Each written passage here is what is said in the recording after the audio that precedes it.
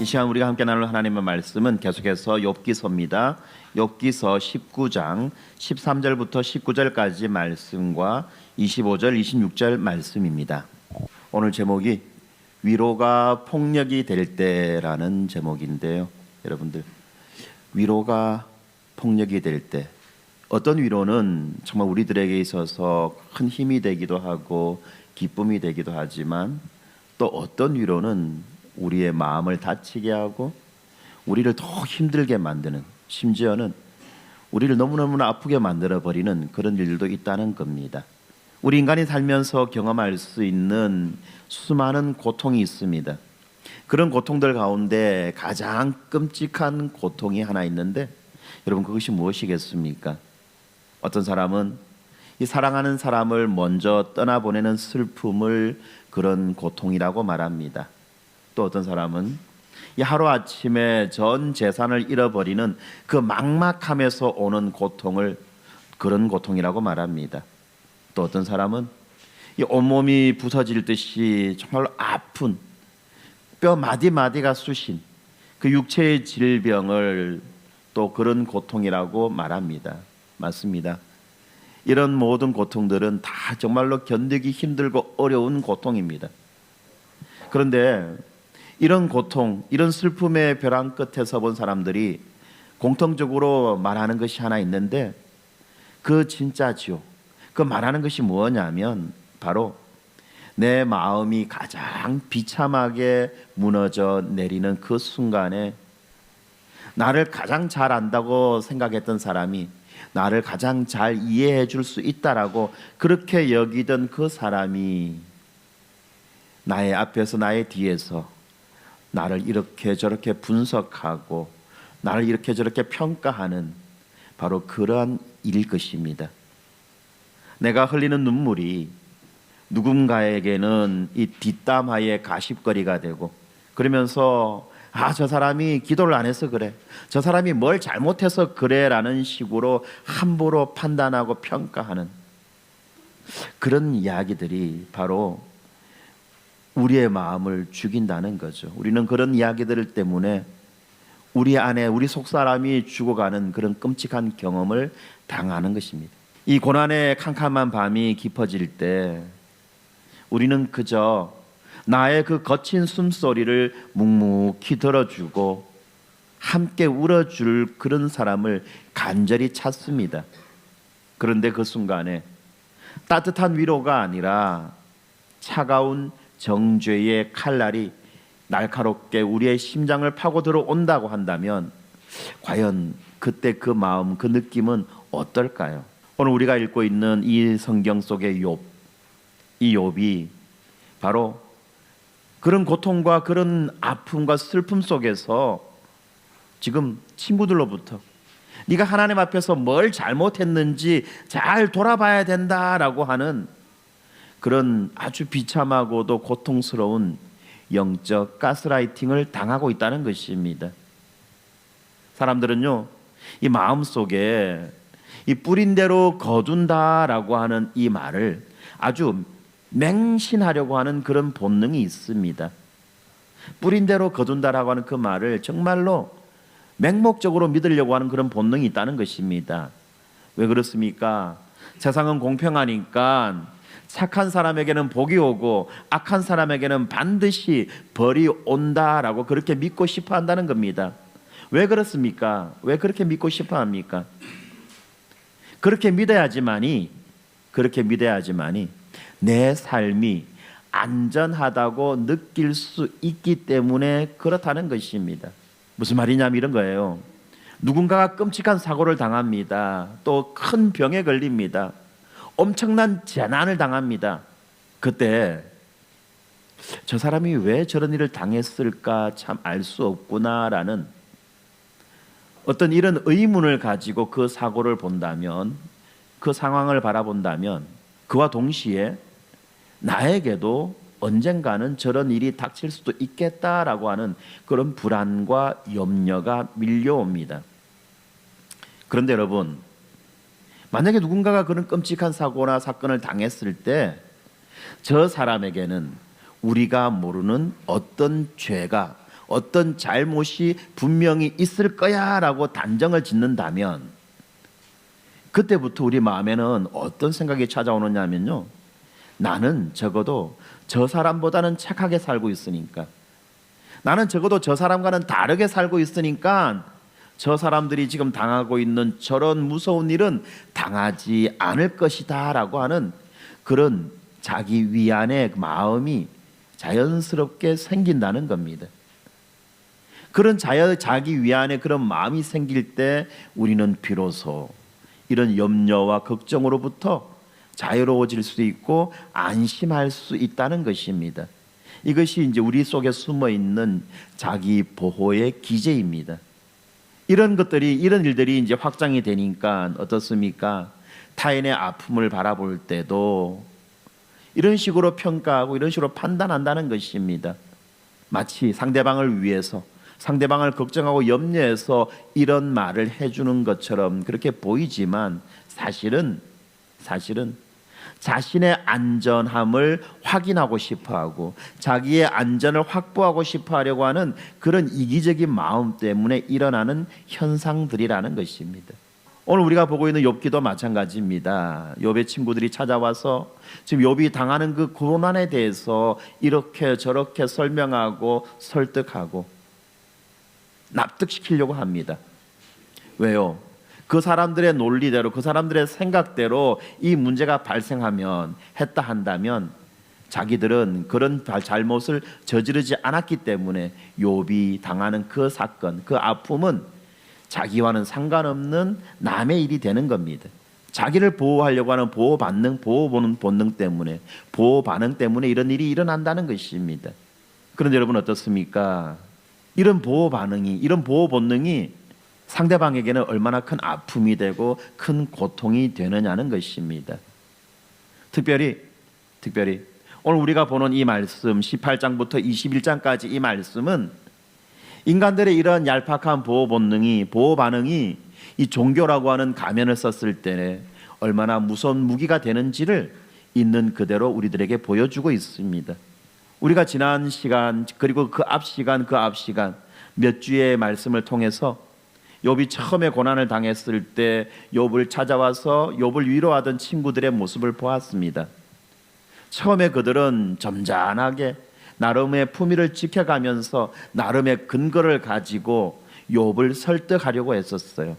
내가 꿈에서 봤는데 그 사람이 이런 말을 하더라. 그 말을 가만히 생각해 보니까 이 말이 너에게 적용되는 말인 것 같아. 네가 무언가 하나님 앞에 잘못한 게 있으니까 하나님이 너에게 지금 이런 아픔과 슬픔을 허락하신 거 아니겠니? 그러니까 네가 그 하나님의 마음을 더 이상 아프게 하지 말고 우리가 어떤 부분, 어떤 지점을 잘못했는지를 돌아보고 회개해야 될 것 같아.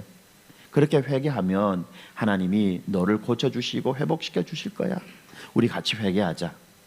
참 이런 식으로 이야기를 하죠. 우리가 살아보니까 그렇더라. 참 세상은 있잖아, 정말 공평해. 그래서 이 세상은 이 세상을 다스리는 하나님은 잘못한 사람은 끝까지 찾아가서 그 잘못한 것에 대해서 갚아주셔. 네가 이렇게 지금 어려움을 당하는데 한번 생각해 봐봐. 우리가 어떤 부분에서 우리가 하나님 앞에 잘못했는지.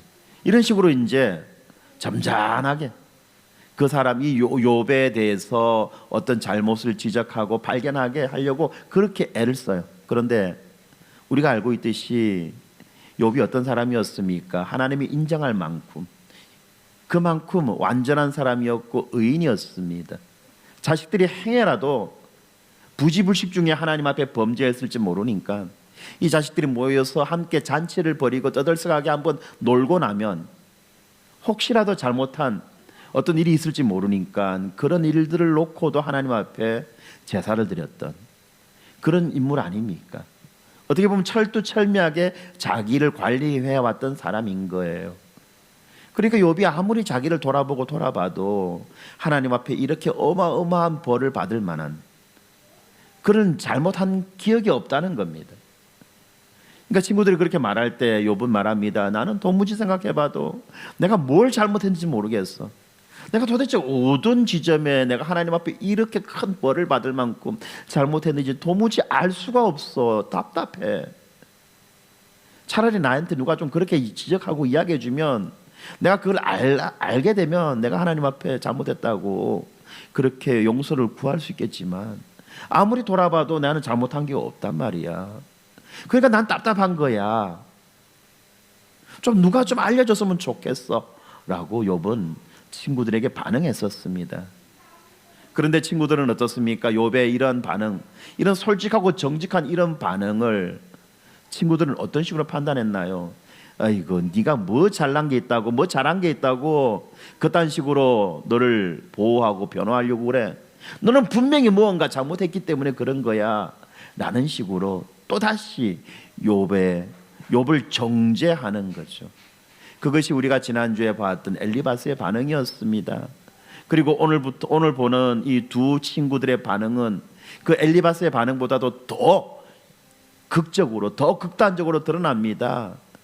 아예 처음에는 좋은 마음으로 욥을 위로하고 욥을 권면하려고 했지만 욥이 그들의 위로와 그들의 권면을 거부할 때에 이제는 어떤 식으로 지금 이 욥을 대하느냐 하면 마치 벌레 대하듯이, 원수 대하듯이, 아무 가능성 없는 그런 악인을 대하듯이 지금 욥을 대하고 있다는 것입니다.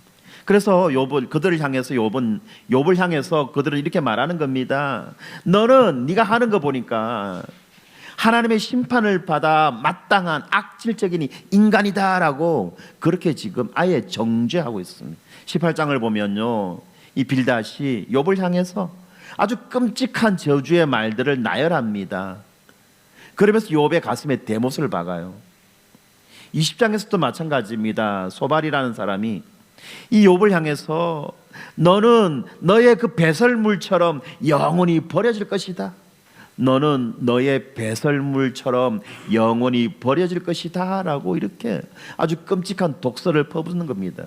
무슨 말입니까? 너의 배설물처럼 영원히 버려질 거다. 너는 아무 가치 없는 존재야.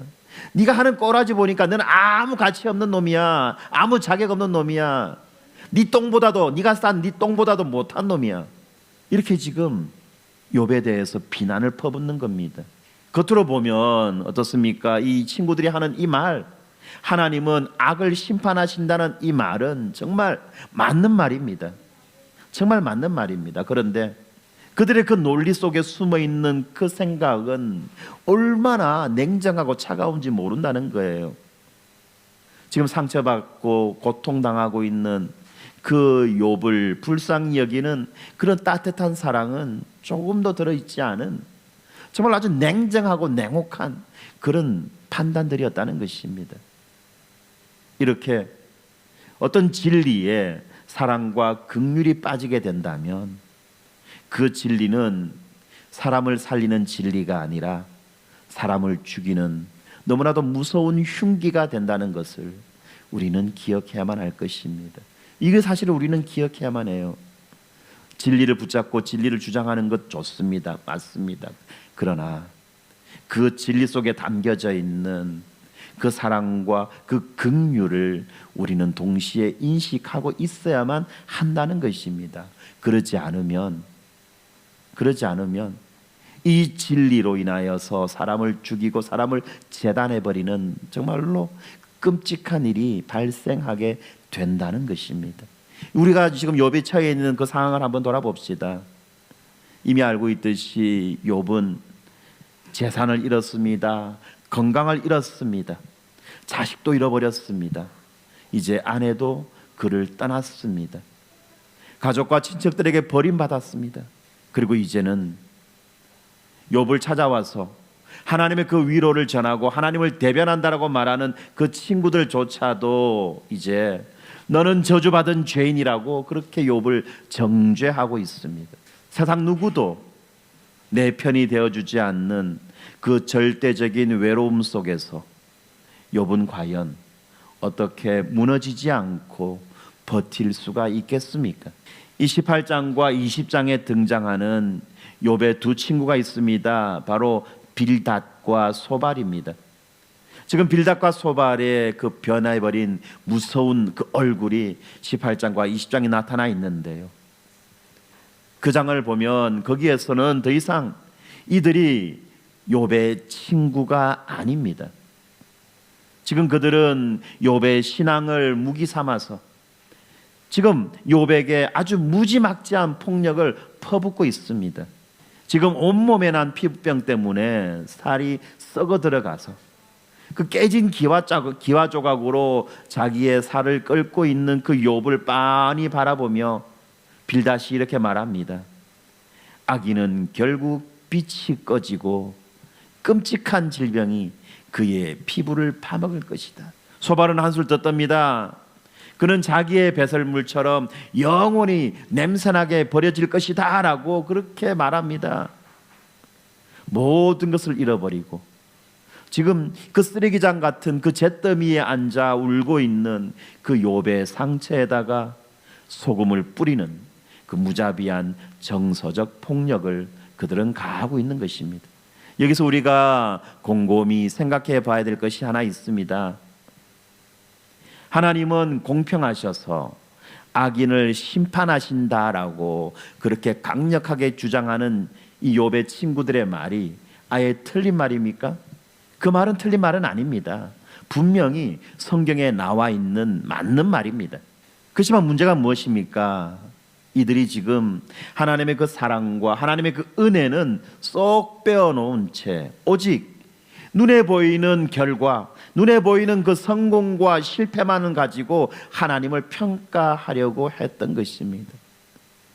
눈에 보이는 그 결과를 보니까 이 사람이 잘 됐구나. 그럼 이 사람은 착한 일을 해서 하나님 앞에 복을 받았구나. 눈에 보이는 결과를 보니까 이 사람은 지금 실패했네. 그러면 이 사람은 분명히 하나님 앞에 어떤 잘못을 저질러서 지금 하나님이 이 사람을 심판하고 계시는 거야. 나는 식으로 기계적으로만 생각했다는 것입니다. 그러니까 지금 어떻습니까? 그들은 욥이 당하고 있는 그 고난을 보면서 욥의 얼굴에 흐르고 있는 그 피눈물을 닦아주기보다는 자기들이 평소에 믿어왔던 그 신앙의 공식을 지켜내기 위해서 욥을 무참히 짓밟고 있다는 것입니다. 자기들이 믿어왔던 그 진리, 그 교조주의적인 그 진리, 교조주의라고도 말하기도 어려운 것이 정말 단편적인 진리인 거예요. 단편적인 진리. 아주 그 짧은 그 진리의 그 조각을 붙잡기 위해서 욥을 무참하게 짓밟고 있다는 것입니다. 지금 이 세상에 일어나는 많은 일들이 있어요. 이 세상에 일어나는 많은 일들이 있습니다. 여러분, 지금 한국 교회가 지금 당하는 많은 일들이 있습니다. 점점 이 극단화되어져 가지고 점점 극단화되어 가지고 일으키는 많은 일들이 있지 않습니까? 극단화되었다는 말이 무슨 말인지 여러분 아십니까? 진리를 붙잡는데 진리의 전체성을 바라보는 것이 아니라 진리의 조각을 붙잡고 그것을 절대화시키는 것이 극단화입니다. 이렇게 되면요, 여러분, 포용성이 없어져요. 수용성이 없어져요. 이해하려고 하는 마음이 사라지고 어떤 일이 생기느냐? 나 이외의 모든 것은 이 세상에서 존재하면 안 되는 적이 되어버리는 겁니다. 우리 편 빼고 나머지는 다 악마가 돼야 되는 거예요. 이것이 극단주의입니다. 무엇 때문에 그렇습니까? 무엇 때문에? 내가 알고 있는, 내가 믿고 있는 이 진리의 한 쪼가리, 요거만 붙잡으려고 하다 보니까 그렇다는 겁니다. 그래서 그런 일들이 생기는 거예요. 지금 세상이 전쟁이라고 하는 것 때문에 난립니다. 이스라엘이, 미국이, 이란이, 그죠? 난립니다. 어떤 사람들은 말합니다. 종교 전쟁이다, 뭐다라고 말합니다. 왜 기독교가 왜 저 이란을 저렇게 힘들게 만드느냐 말합니다. 여러분 어떻습니까? 이스라엘이 기독교 국가입니까? 지금 트럼프가 제대로 된 기독교 복음을 제대로 믿고 그런 짓을 합니까? 그리고 또 그렇게 공격당하고 있는 그 이란이 제대로 된 생각을 가지고 그렇게 대응하고 있습니까? 다 극단적이에요. 다 극단적입니다. 겉으로 보면 종교 전쟁인 것처럼 어떤 신념에 의한 전쟁인 것처럼 보이지만 다 극우들의 짓들이에요. 극자들의 짓들입니다, 여러분. 극단적이에요, 극단적. 극단적이라는 말은 동시에 아까도 말씀드렸지만 진리의 전부가 아니라 진리의 한 조각을 붙잡고 그것이 마치 진리의 전부인 것처럼 여기면서 주장하고 상대방에게 그 가치를 요구하는 것이 극단이라는 것입니다. 그것이 극단입니다. 우리 안에 있는 극단 중에 하나가 이런 것이 있습니다. 예수 안 믿는 자들은 다 마귀 새끼들이고 다 죽어 없어져야 돼. 아주 믿음이 좋은 말인 것처럼 들리죠. 그게 극단입니다, 여러분. 그게 극단이에요. 그런 극단이 전쟁을 낳고 불행을 낳고 비극을 낳는 것입니다. 오늘 지금 우리가 보고 있는 이 욥기가 바로 그러한 일을 하고 있는 거예요. 자기의 그 신앙의 공식, 아주 파편화되어 있고 부분화되어 있는 그 신앙의 공식을 붙잡기 위해서, 그것을 주장하기 위해서 지금 욥을 무참히 짓밟고 있는 겁니다. 왜요? 그렇게 해야 돼야지만이 자기의 세상이, 세계가 제대로 설 수 있기 때문에 그런 겁니다. 그런데 지금 이들이 하고 있는 그 짓이 결국은 무슨 짓을 하고 있는지 아십니까? 바로 사탄이 하나님께 와가지고 사람들이 하나님을 믿는 건 다 복을 받으려고 뭔가 바라는 게 있으니까 믿는 거지요 라고 하나님을 모욕했던 그 사건, 여러분 기억하실 겁니다. 바로 그 사건이. 안타깝게도 지금 이 욥의 친구들은 스스로 그 사탄의 말이 맞다는 것을 증명하고 있는 겁니다. 무슨 말입니까? 지금 욥은 하나님 앞에서 지금 벌을 받고 있는 것처럼, 저주를 받고 있는 것처럼 보이지요. 무엇인가를 잘못했다는 겁니다. 그러니까 욥이 지금 이런 일을 당한다는 거죠. 만약에 욥이 하나님의 마음을 들게 하고 하나님의 마음을 기쁘게 하는 좋은 일을 했다면 아마 욥은 지금 이런 고통이 아니라 복을 받고 있을 것이다라고 그렇게 말하는 겁니다. 이 친구들에게 있어서 하나님은 어떤 존재입니까? 인격적인 존재가 아닙니다. 따뜻한 아버지가 아닙니다. 그들에게 있어서 하나님이라고 하는 존재는 착한 일이라고 하는 동전을 놓으면 축복이 떨어지고 나쁜 짓이라고 하는 동전을 놓으면 벼락이 떨어지는 아주 거대한 이 복과 저주의 자동 판매기에 지나지 않았다는 것입니다. 하나님을 아주 기계적으로 이해한다는 거예요. 이 친구들은 지금 하나님과의 인격적인 교제와 사랑을 나누는 것은 별로 중요하지 않아요. 관심이 없어요. 정말 이들이 주에게 있어서 중요한 건 뭐냐 하면 그들의 어떤 특정한 행위를 통해서 하나님을 통제하려고 하는 것이 더 중요한 겁니다. 특정한 행위, 착한 일이라고 하는 그 행위를 통해서 하나님으로부터 복을 받아내는 것, 어찌하든지가 내가 원하는 복을 받아내는 것이 더 중요했다는 겁니다. 그래서 하나님이 어떤 분이시며 우리를 향해서 어떤 마음을 가지고 계시는지 이건 중요하지 않은 거예요. 중요한 건 뭡니까? 내가 원하는 그 복을 내가 어떻게 받아낼 것인가 하는 것이 중요했다는 겁니다. 여러분, 만약에 이런 식으로 인간관계를 맺고 이런 식으로 가족관계를 맺는다면 얼마나 무섭습니까? 얼마나 무섭습니까? 그리고 그렇게 자기 생각대로, 자기가 예측했던 대로 상대방이 움직여주지 않으면 비난하고 폭언을 퍼붓고 폭력을 행사한다면 이게 얼마나 무서운 것입니다. 이런 무서운 생각들이 그런데 오늘날 우리 안에도 깊이 자리 잡고 있습니다. 나의 헌신과 나의 선행이 내 인생의 안전을 지켜주는 보증 증서라고 그렇게 생각한다면 여러분, 그것이 믿음입니까? 아니면 교만입니까? 그건 바로 하나님을 무시하는 교만이라는 겁니다. 하나님을 무시하는 교만이라는 겁니다. 위장되어 있고 포장되어 있지만 하나님을 무시하는 교만이라는 겁니다. 입으로는 십자가의 은혜로 거저 구원받았다라고 말하지만 마음으로는 하나님과 계속해서 기계적인 거래, 이걸 하려고 한다는 겁니다. 하나님을 어쨌든지 조작해가지고 내가 원하는 것을 빼앗아내려고 그렇게 길을 쓴다는 겁니다. 이것이 우리 삶에는 두 가지 무서운 결과를 낳는데요. 하나는 남을 너무 쉽게 정죄하고 판단합니다. 누군가가 큰 병에 걸리거나 사업에 어려움을 당하면 아이고 평소에 기도 안 하더만 잘 됐다, 그럴 줄 알았다는 식으로 난도질합니다. 그리고 두 번째로 자기의 삶에 스스로가 이해할 수 없는 아픔이 찾아오게 될 때, 그때는 바로 하나님을 향해서 나의 수고와 나의 희생을 알아주지 않는다고 그렇게 분노합니다.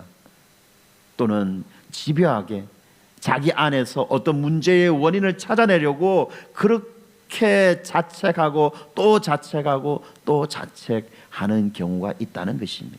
만약에 우리가 이런 삶을 내려놓지 않는다고 한다면 우리는요, 절대로 이 고통받는 이웃을 품어줄 수가 없습니다. 그리고 어떤 교리의 잣대로, 신앙이라고 하는 그 잣대로 남의 상처를 헤집어 놓는 아주 난폭한 재판관이 되고 말게 된다는 것입니다. 이런 꽉 막힌 신앙, 이런 극단적인 그런 신앙의 형태 속에서는 복음이 주는 진정한 위로와 자유는 결코 누릴 수가 없게 되는 것입니다. 그렇다면 이런 숨막히는 정죄 앞에서 욥은 지금 어떤 길을 선택하고 있습니까? 아마 이들이 이런 식으로 압박해 올 때 욥이 선택할 수 있는 가장 편한 길은 아마 그들의 압박에 타협하는 것일 겁니다. 친구들 앞에서 눈물을 짜내면서, 그래, 나는 사실 내 겉모습만 멀쩡하고 의로운 것 같았지만 속으로는 내가 하나님 앞에 큰 죄를 지었어. 내가 잘못해서 내가 이런 일을 당한 거야. 라는 식으로 고백하고 이런 식으로 타협하면 하는 겁니다. 이걸 우리가 거짓 고백이다라고 말했죠. 그 친구들과의 관계를 지키기 위해서, 그 친구들의 그런 생각에 동조하고 동의하는 겁니다. 만약에 그랬다고 한다면 아마 이 친구들은 당장 욥을 정죄하는 것을 멈추고, 그리고 이제 욥을 위로하는 것처럼 하고 욥과의 관계가 회복되어진 것처럼 그렇게 보여줄 것입니다. 그런데 여러분, 이것은 어떤 겁니까? 당장의 그 갈등을 피하기 위해서 내 양심을 팔고 하나님과 적당하게 타협하려고 하는, 다시 말하면 타락한 종교가 주는 그 달콤한 유혹에 속아 넘어가는 것입니다. 그런데 욥은 어떻습니까? 이런 알량한 평안, 알량한 위로를 얻자고 자기의 영혼을 속이는 짓을 하지 않았습니다. 그렇게 하는 것을 거부했습니다. 그리고 오히려 이 친구들의 그 말에 대해서 정면으로 반박합니다. 눈에 보이는 현실의 불공정함, 불평함에 대해서 그렇게 이야기하는 겁니다. 무슨 말입니까? 만약에 욥에게 말하고 있는 이 친구들의 논리대로 말한다면 이 세상에 있는 모든 악인은 당장에 고통받아야만 마땅하지요. 이 세상에 있는 모든 하나님의 마음을 기쁘게 하는 그런 사람들은 떵떵거리고 잘 살아야지만 된다는 겁니다. 그런데 세상은 어떻습니까? 그렇지 않지요. 악인이 잘 사는 것처럼 보일 때가 많다는 겁니다. 악인이 어떻습니까? 잘 살고 악인이 늙도록 부귀 영화를 누리는 경우가 많다는 거예요. 많다는 겁니다. 세상이 정말 울퉁불퉁하다는 겁니다. 친구들은 뭐라고 말합니까? 죄를 지으면 당장 벌을 받는다고 그렇게 우깁니다. 그런데 우리가 살아가는 세상은 그런 세상이 아니라는 거죠. 악한 사람의 집이 오히려 평안하고 그 자식들이 춤추고 노래하고 고통 없이 편안하게 살다가 죽는 경우를 우리는 많이 본다는 것입니다. 그런데 오히려 평생 하나님만 바라보고 정직하게 살아보려고 발버둥친 욥 자신은 어떻습니까? 지금 쓰레기더미에 앉아서 온몸이 썩어가며 짐승처럼 울부짖고 있다는 것입니다. 얼마나 모순된 일입니까, 여러분? 한번 솔직하게 보자는 거예요. 이런 모순적인 상황을 사람들은요, 다양한 방식으로 해결하려고 합니다. 가장 비겁하고 가장 잘못된 방식이 뭔지 아십니까?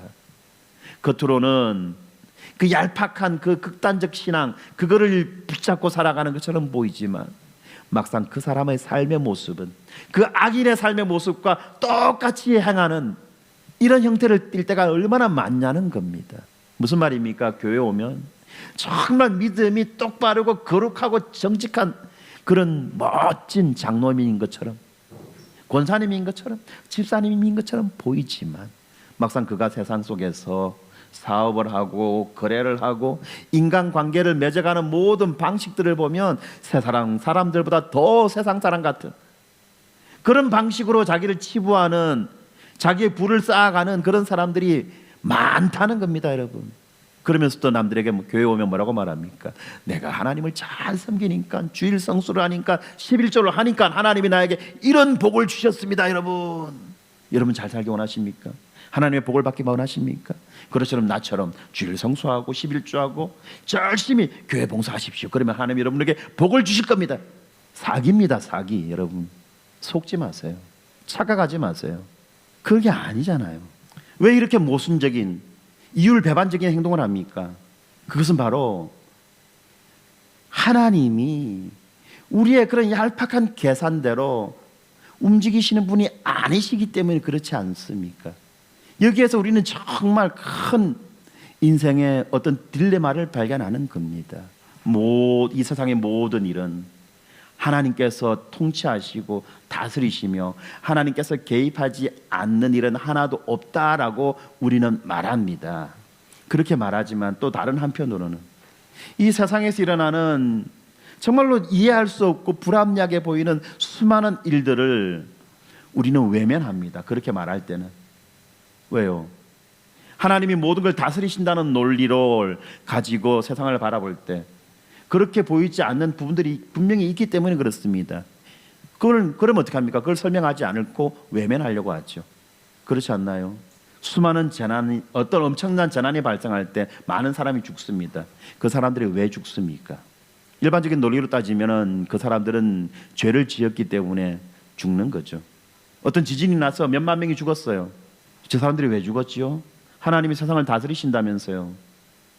저 사람들은 왜 저렇게 죽어야 돼요? 설명할 방법이 없어요. 그러니까 말합니다. 저 사람들은 죄를 지어서 그래. 예수 안 믿어서 저래. 그리고 우린 예수를 믿기 때문에 저런 일을 안 당하는 거야. 감사해야지. 진짜 그렇습니까, 여러분? 진짜 그렇습니까? 아주 그렇게 먼 경우 아니라도 마찬가지입니다. 우리가 살아왔던 그런 경험 속에서도 마찬가지 아닙니까? 말로 우리의 그 짧은 그 이해, 짧은 지식의 파편을 가지고 설명되지 않고 이해되지 않는 부분이 얼마나 많은지 모른다는 겁니다. 바로 그 지점을 지금 욥기는 말하고 있는 거예요. 이렇게 답답하고 이해되지 않는 이런 상황 속에서 욥은 그 사람들의 뻔한 그 이해에 기대하지 않죠. 그리고 어떻게 합니까? 욥은 지금 억울하고 피투성이가 된 그 마음을 있는 그대로 끌어안고 하나님 앞으로 나아갑니다. 그런데 우리는 종종 아무리 힘들어도 무조건 감사해야지, 원망하면 믿음이 없는 거야, 감사해야 돼 라는 식으로 자기의 아픔을, 자기의 고통을 억지로 포장하려고 하고 감추려고 합니다. 속으로는 피눈물이 나지만 겉으로는 억지로 할렐루야를 외치는 그런 경우들이 있다는 겁니다. 그런데 여러분, 이건 어떤 겁니까? 이게 바로 위선이고 가식 아닙니까?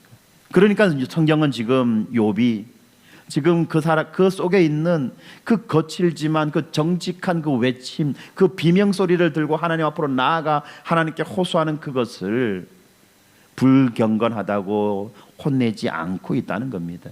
마찬가지입니다. 십자가의 그 예수 그리스도는 우리의 그 가짜 웃음보다, 거짓 평안보다 눈물 콧물이 반복되고 정말 우리가 쏟아내는 그 진짜 그 상처에서 나오는 그 신음소리를 더 기쁘게 받으신다는 겁니다.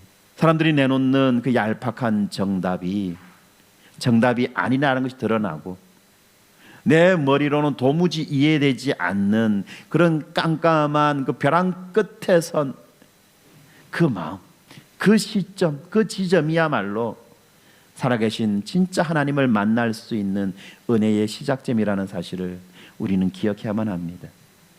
이 세상은 하나님의 나라가 완전히 완성된 곳이 아닙니다. 이렇게 망가지고 모순투성이인 이 세상 속에서 하나님의 뜻은 좁은 우리의 생각보다 훨씬 크고 깊어서 당장 눈에 보이지 않을 때가 많이 있다는 겁니다. 그리고 그런 지점을 만날 때마다 우리는 하나님을 향해서 때로는 정직하게 하나님 도대체 왜 그러십니까? 라고 그렇게 탄식하고 그렇게 물어야만 할 것입니다. 그러면서 동시에 오직 하나님만이 이 문제를 해결해 주실 수가 있고 하나님만이 내 고통에 대해서 이 고통을 풀어주실 수가 있다라고 하는 그 믿음을 온전히 고백하며 살아가는 것이 우리들에게 필요합니다. 억울하고 답답한 그 현실 앞에서 욥이 하나님과 정직하게 씨름한 대가는 정말 참혹한 결과였습니다. 19장을 볼 때 욥은 지금 사람이 겪을 수 있는 가장 비참하고 가장 끔찍한 인생의 밑바닥까지 떨어집니다. 내 형제들이 나를 떠나고 내 아내마저 내 입냄새를 역겨워하며 내가 사랑하는 모든 사람들이 등을 돌리고 원수가 되었다라고 말합니다. 지금 욥은 철저한 이 사회적인 죽음을, 사회적인 살해를 경험하고 있습니다. 옛말에 이런 말이 있죠. 정승집 개가 죽으면 조문객들이 문전성시를 이루지만 정작 정성이 죽으면 그 집에 개미 새끼 한 마리도 안 보인다는 말이 있습니다. 그 말처럼 내가 돈이 있고 건강할 때는 내 곁에 넘치던 사람들이 나의 그 축복의 울타리가 사라지자마자 모래알처럼 흔적도 없이 빠져나간 것입니다. 세상의 모든 위로가 순식간에 증발해 버렸습니다. 이것이 바로 욥이 처해 있는 상황이죠. 그런데 참으로 놀랍게도 이 세상의 모든 소망의 불빛이 완전히 꺼져버린 바로 이 지점에 정말 놀라운 믿음의 고백이 욥의 입에서 나오고 있습니다. 19장 25절 26절 말씀인데, 내가 분명히 아는 것은 나의 대속자가 살아계시니 마침내 그가 땅 위에 서실 것이라. 내가 죽은 후에도 내 눈으로 직접 하나님을 보게 될 것이다. 여기에서 말하고 있는 이 대속자라는 이 말은 히브리어로 고엘이라고 말합니다. 이 고엘이라는 말은 빚에 팔린 나를 대신해서 이 빚을 갚아주고 내가 억울한 일을 당하면 끝까지 내 편에 서서 싸워주는 진짜 내 편, 완벽한 보호자를 의미합니다. 지금 욥이 사는 땅에는 욥의 편을 들어줄 그 고엘이 아무도 없습니다. 형제들은 침을 뱉고 떠났고 친구들은 지금 욥의 가슴을 난도질하고 있습니다. 그런데 내 편이 사라진 것과 같은 그 완벽한 절망의 순간에 욥의 친구들이 잔인하게 욥을 공격했던 그 인과응보의 논리가 오히려 지금 욥을 각성시켜 놓았습니다.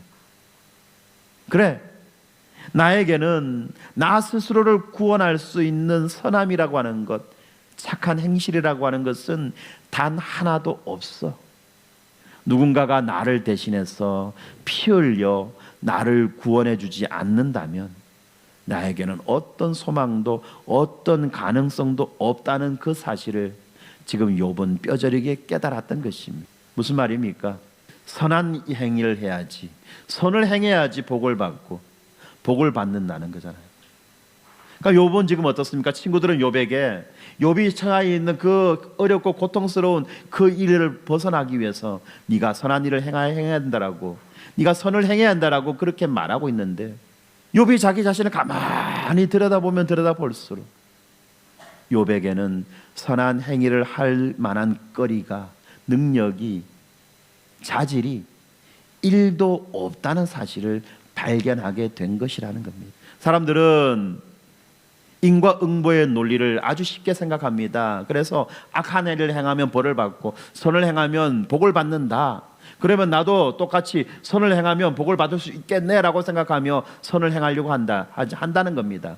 그런데 여러분, 우리가 우리 자신들을 가만히 들여다봅시다. 정직하게 들여다봅시다. 진짜 선을 행할 수 있습니까? 진짜 선을 행할 수 있는 그 능력이 내 안에 있습니까? 아무 생각 없으면 할 수 있다 생각합니다. 그러나 들여다보면 들여다볼수록 내 안에 있는 악이 보이지 내 안에 있는 선은 보이지 않는다는 겁니다. 그렇게 되면 어떤 말이 됩니까? 이 인과응보의 논리가 선을 행하면 복을 받는다는 이 말이 나에게는 얼마나 무서운 말로 다가오는지 아냐는 겁니다. 욥은 지금 바로 그 지점을 발견한 거예요. 그래서 말합니다. 나에게는 선을 행할 그런 끈덕지가 조금도 없다. 누군가가 나를 도와주지 않는다면, 누군가가 나에게 그냥 일방적으로 복을 주지 않는다면 나는 어떤 복도 받을 자격이 없는 자다 라고 하는 자기 인식을 지금 하고 있다는 겁니다. 그래서 이것을 지금 욥이 영적인 눈을 떴다라고 말하는 거죠. 그래서 욥은 이제 자기에게서 어떤 능력과 가능성을 발견하는 것이 아니라 자기 밖에 있는 저 높은 하늘에 계신 그 구원자, 참된 고해를 간절히 기다리게 되었다는 것입니다. 여러분, 우리가 왜 예수님의 십자가를 보면서도 눈물 흘리지 않고 감격도 하지 않습니까? 왜 그럴까요? 그것은 아직도 내 힘과 내 노력으로 내 인생을 바꿀 수가 있고 내 인생을 구원할 수 있다고 착각하기 때문에 십자가를 봐도 전혀 감흥이 생기지 않는다는 겁니다. 아직 나의 의로움이 완전히 바닥나지 않았다라고 생각하기 때문에 그렇다는 겁니다. 그런데 여러분, 그건 착각인 거 아시죠? 욥처럼 내 힘으로 어쩔 수 없는 그 절대 고립의 그 낭떠러지 끝에 서게 될 때 이제 우리 영혼의 깊은 곳에서도 욥과 동일한 비명이 터져 나오는 것입니다. 모든 기대와 모든 소망이 끝장난 그 잿더미 위에서 비로소 나의 진짜 구원자를 향한 그 타는 목마름이 시작되는 것입니다. 그리고 욥이 자신의 그 인생의 잿더미에 앉아서 나의 이 더러운 허물을 완전히 덮어주실 진짜 내 편은 도대체 어디 계십니까? 라고 그렇게 부르짖던 그 소리가 이제는 우리를 구원하러 오실 그 예수님을 향한 외침이 된다는 사실을 우리는 기억해야만 합니다. 이렇게 철저히 버림받은 잿더미 위에서 욥이 부르짖는 그 눈물에 하나님은 어떻게 대답하고 계십니까? 나의 구원자는 도대체 어디 있느냐라고 그 부르짖음에 하나님은 어떻게 대답하십니까? 하나님은 우리들에게 우리가 당하는 그 고통의 이유를 체계적으로 논리적으로 길게 설명하는 어려운 신학책을 건네주지 않으십니다. 그 대신 하나님은 그 우리의 그런 부르짖음에 답하기 위하여 찢어지고 상처 입은 그 사람의 몸을 입으시고 우리의 눈물과 아픔이 가득 찬 이 세상 한복판으로 직접 뛰어 들어오십니다. 사람이 되어 이 땅에 오신 하나님의 아들 우리 주 예수 그리스도가 바로 욥이 그토록 간절하게 기다렸던 살아계신 구원자이며 우리들의 영원한 고엘이라는 사실을 우리는 알고 있습니다.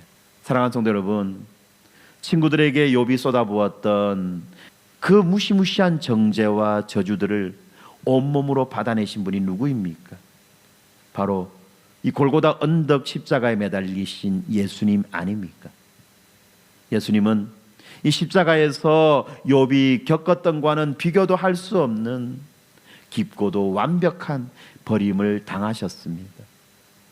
피를 토하듯이 울부짖으시는 나의 하나님 어찌하여 나를 버리셨나이까? 라는 이 주님의 애절한 호소는 이 십자가의 무서운 진노와 저주를 오로지 뒤집어쓰고 그토록 사랑하는 아버지로부터 철저하게 버림받으신 한 남자의 처절한 비명이었습니다. 가장 깨끗하신 분이 가장 극악무도한 악당이 받아야 할 그 무서운 하나님의 진노를 홀로 다 받아내신 것입니다. 왜? 그분이 왜 그토록 비참하게 버림받고 찢기셔야만 했습니까? 바로 저와 여러분의 고엘, 내 편이 되어서 나를 끝까지 책임지셔 주시는 그 분이 되기 위해서 이런 고난을 당하셨다는 것입니다. 우리가 범한 그 죄의 무서운 형벌을 예수님이 십자가에서 대신 다 뒤집어 쓰셨고 자신의 피로 우리의 빚을 다 갚아주신 것입니다. 이 엄청난 십자가의 사랑이 오늘 우리의 삶에 무엇을 부탁하고 있습니까? 먼저 우리 손에 들고 있는 남을 평가하고 판단하는 그 돌멩이를 내려놓으라고 이 사랑이 지금 말씀하고 있습니다. 지금 내 삶이 따뜻하고 평안한 것이 나의 수고와 나의 애씀 때문이라고 하는 그 착각과 교만을 내려놓으시기 바랍니다. 반대로 병에 걸리거나 경제적인 어려움을 당하는 것이 하나님이 지금 나를 치고 계시는 하나님의 벌이요 하나님의 징계라는, 이렇게 착각하며 이렇게 자책하며 자기를 괴롭히는 그 행위도 멈추시기 바랍니다. 우리가 겪는 고난은 결코 우리를 망하게 하려는 저주가 아닙니다. 지금 우리들의 머리로는 다 이해할 수 없지만 이 고난은 우리를 더 온전하게 그리고 아름답게 빚어내시려는 하나님의 따뜻한 만져주심이라는 이 사실을 우리는 믿어야만 할 것입니다. 내가 배부르고 등 따신 것이 내가 노력해서 내가 잘나서 그렇게 된 것이 아니라는 사실을 여러분 우리는 믿어야만 합니다. 그리고 내가 당하는 고통과 고난이 내가 뭔 잘못을 했기 때문에, 내가 정말로 죽을 죄를 지었기 때문에 이런 일을 당한다라고 자책해서도 안 된다는 겁니다. 왜요? 세상은 말이 안 되는 일이 얼마나 많이 일어나는지 모릅니다. 말이 안 되는 일이 얼마나 많이 일어나는지 모른다는 거예요. 그리고 그 말 안 되는 일이 나의 인생 속에서도 일어날 수 있다는 사실을 우리는 알아야만 합니다. 그러면 불안해서 이 세상 어떻게 사냐고 사람들은 말할지 모릅니다. 그렇습니다. 이 세상은 원래가 불안한 겁니다. 이 세상은 원래가 불안한 겁니다. 그래서 뭐라고 말합니까? 인생이라는 것은 풍랑이 이는 바다에 조각배 하나 띄워놓은 것과 마찬가지다. 언제 바람이 불어서 이 배가 뒤집어질지 알 수가 없는 그런 위태위태 조마조마한 상태가 바로 우리가 사는 인생이다라고 말하지 않습니다. 그 바다 위에서 그 조각배가 할 수 있는 것은 아무것도 없습니다. 그냥 흘러가는 대로 맡겨둘 뿐입니다. 그러나 이 만물을 통치하시고 다스리시는 그 하나님은 우리의 그 작은 조각배와 같은 이 인생을 직접 친히 인도하셔서 우리를 영원한 항구로 안내하신다는 사실을 여러분 믿으시기 바랍니다. 그 항해의 과정 속에 때로는 풍랑이 옵니다. 때로는 배가 뒤집히기도 합니다. 때로는 배가 파손하기도 합니다. 그러나 무엇보다도 분명하고 확실한 것은 이런 모든 과정을 다 통과한 후에 우리는 안전한 포구에 도착해 있게 된다는 사실, 이것이 우리를 향한 하나님의 분명하신 약속인 것이에요. 그러므로 이 과정 속에서 일비하는 그런 어리석음을 멈춰야만 한다는 것입니다. 뿐만 아니라 이 사랑은, 이 십자가의 이 사랑은 우리들에게 내일 아침에 출근하는 그 직장에서 그리고 우리 각자의 가정에서 우리가 서로를 판단하고 평가하는 그런 판단자가 아니라 서로를 향한 상처 입은 치유자가 되라고 그렇게 부탁하고 있습니다.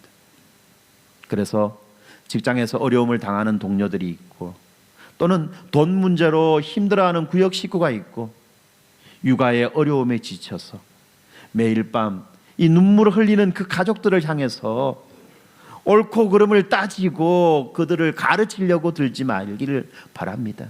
따지고 가르치는 것이 아니라 그냥 말없이 다가가서 곁에 앉아주고 그냥 그 눈물을 닦아주는 작은 예수가 되어주기를 바랍니다. 십자가의 크신 용서와 사랑을 진짜로 경험한 그 사람만이 차가운 이 세상에 가장 따뜻한 위로를 흘려보낼 수 있기 때문에 그렇습니다. 여러분, 이 십자가의 이 이야기는요 2000년 전의 이야기가 아닙니다.